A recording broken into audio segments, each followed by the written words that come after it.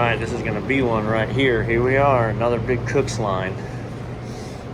This location says that this line has been inoperable for a long time.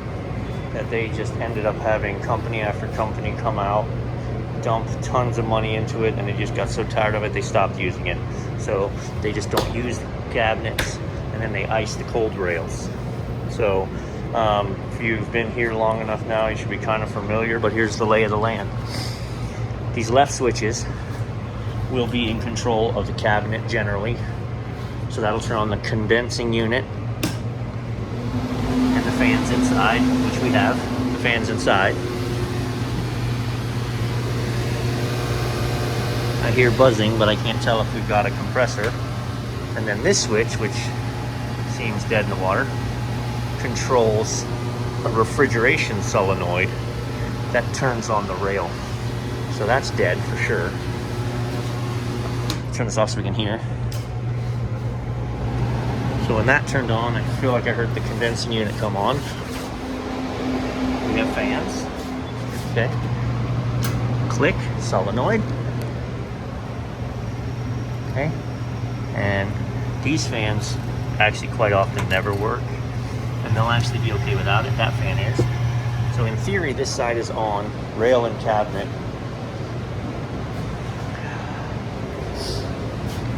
I'm gonna pull this out, get this activated, and then we'll dig in and see what the condensing units look like.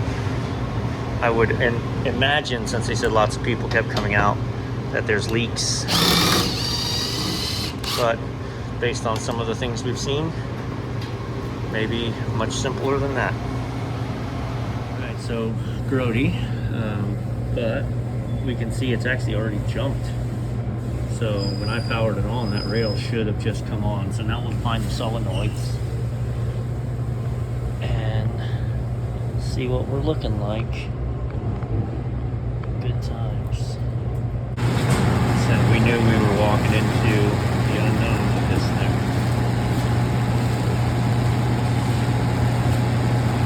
Yeah.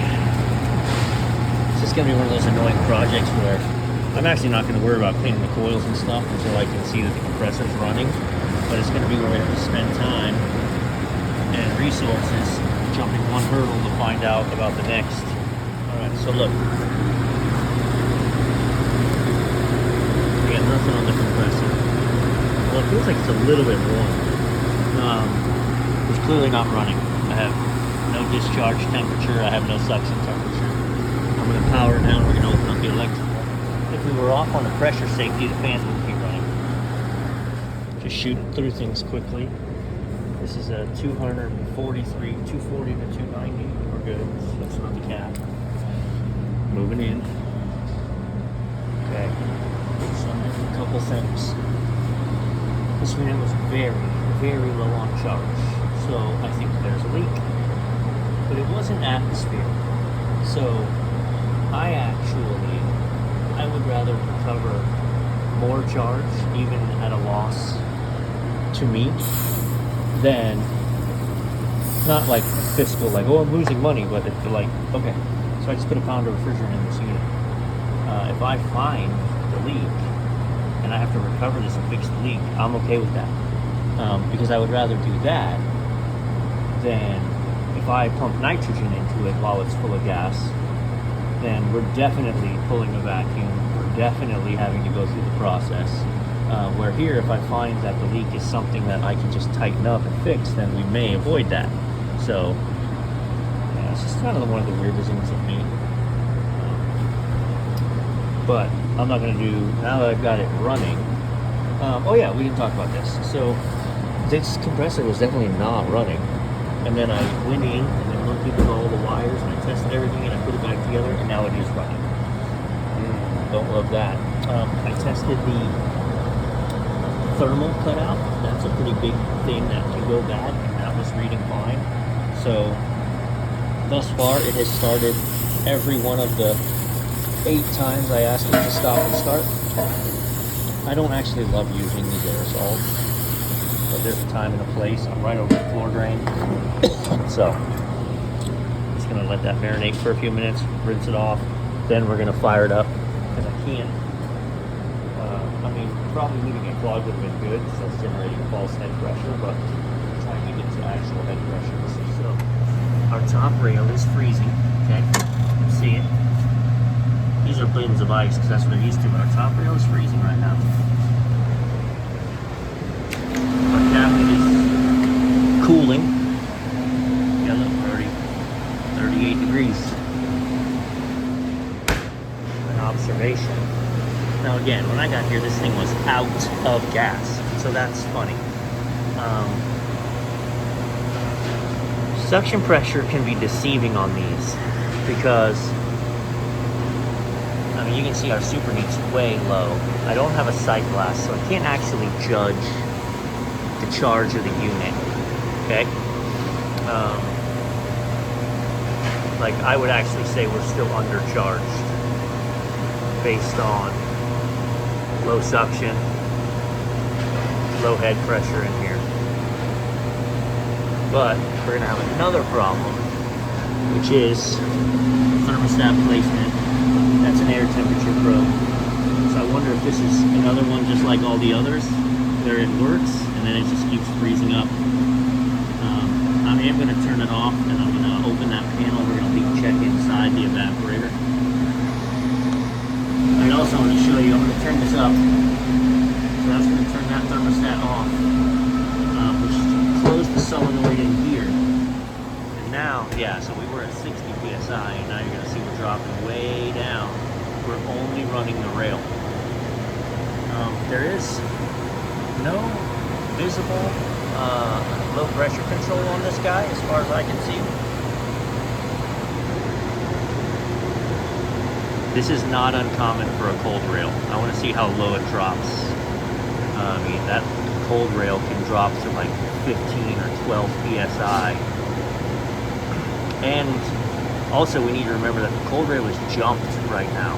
So, without a low pressure control, as the cold rail freezes more and more and more and more, okay, good. I like that. We can live at 22. If it was way low, right? If it was 15, 12 psi, think about it, as that cold rail gets frozen more and more, then the refrigerant isn't boiling off, it just comes right back. It's even lower, our suction keeps dropping, keeps dropping, keeps dropping. And you can starve the compressor to where she's overheating for lack of flow back. So the question to me here is, do I want to mess with wiring in a new thermostat? Or can I power this down, relocate this, unwrap this, and see if I can get it into the coil? So I won't be able to put that one into the coil because it's a set differential. Meaning, if I stick it in the coil and set it for 20, it's probably a 6-degree differential already. Or I'll have to look it up. They're set to cut in at a constant, and all you're changing is the cut out. If that's the case, it would work.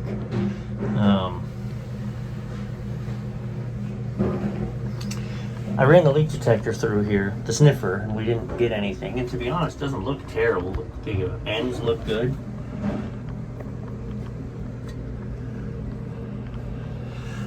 I don't like that it was out of gas when I got here. Alright, so my rail, my cabinet's satisfied, which is why my pressure's dropped. Right, so my head pressure dropped, my suction pressure dropped. I've gone through, it's a real cluster in there. That copper wrap, man. This guy's running right now. I'm gonna let it eat. I'm gonna start working on this one. Fun. She's been on this whole time, but I can tell you, I got a hot discharge line, and I get a nice frosty suction line.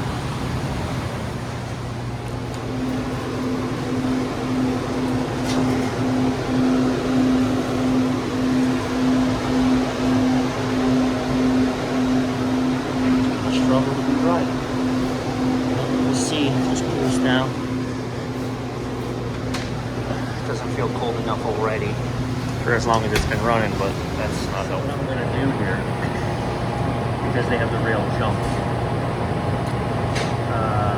And I don't trust the thermostat for the rail. Although, let's see. Hang on. Easy enough to tell. Oh, I have it screwed shut. Can't reach that here. That dial right there is the thermostat for the rail. So,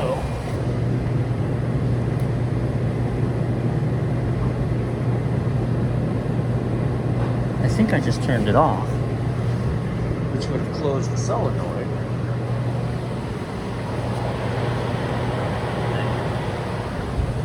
Turn this full on the other way.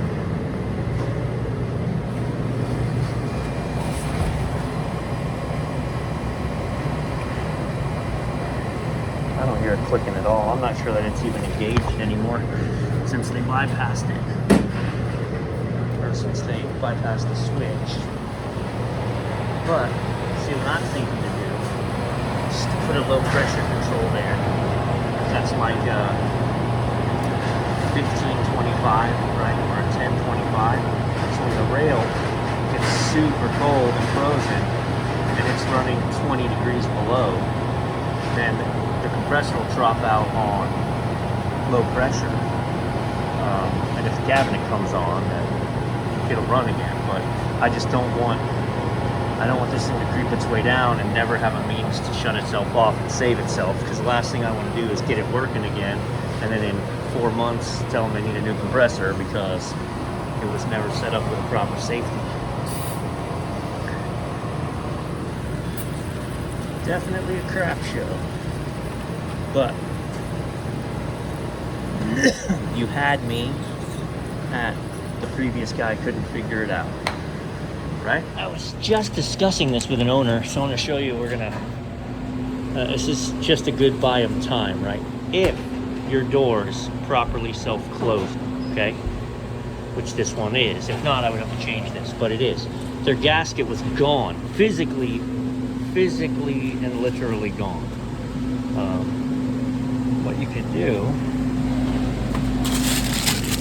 is get this Frost King's foam, right? You can work it around. I actually need to redo this side, but it doesn't take well the first time. Take it off, scrape this off, and do it again. You only kind of get one shot to seat it properly, but when you do, it's good. And then take a look. Right? They're sealed up all the way around.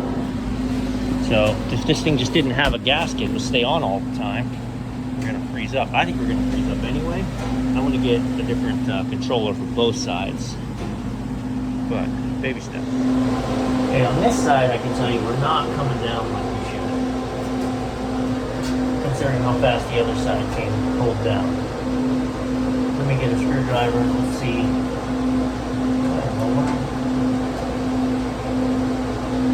I know the TXV is doing its job. Our pressures aren't shot. Assuming it's calling for cooling. Let's turn it up. Gas just shut off. And there she just opened up. 35. I can hear the, well, also that may be why we're not closing down, right? Look, with the door closed, with no gasket.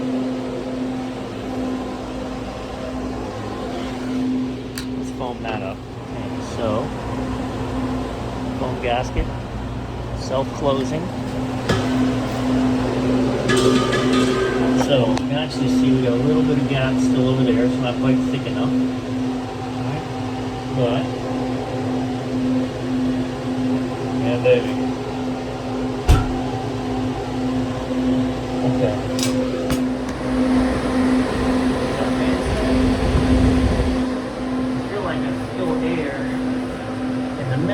On the far side, I don't feel much air right there.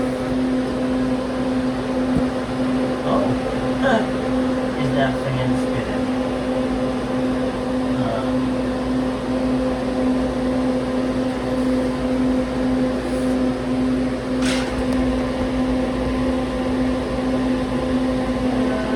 Hard to tell. Yeah, it is.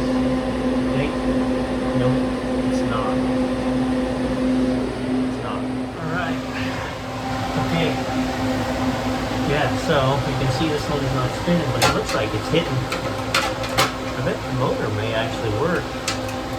Looks like our blade is hitting something. Yeah, I can feel the motor buzzing. Oh no, it's buzzing, but it ain't.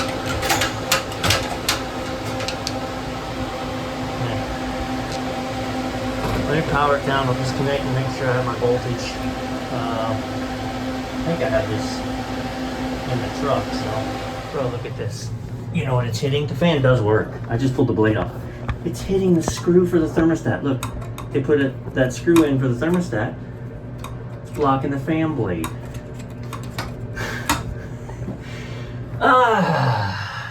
Listen, I appreciate them not running it into the coil, but I just moved it down. I'm still not in the coil. I can feel it from the back. Let's go turn the power switch on now. See if we don't get all of our fans. That'll make a difference.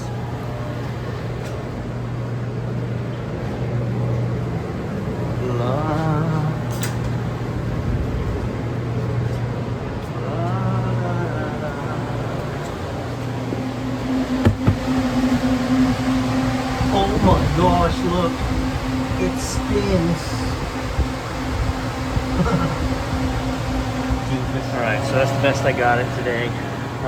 Foam on the door, restored that fan, cleaned both of these coils. This unit's now running much better pressures.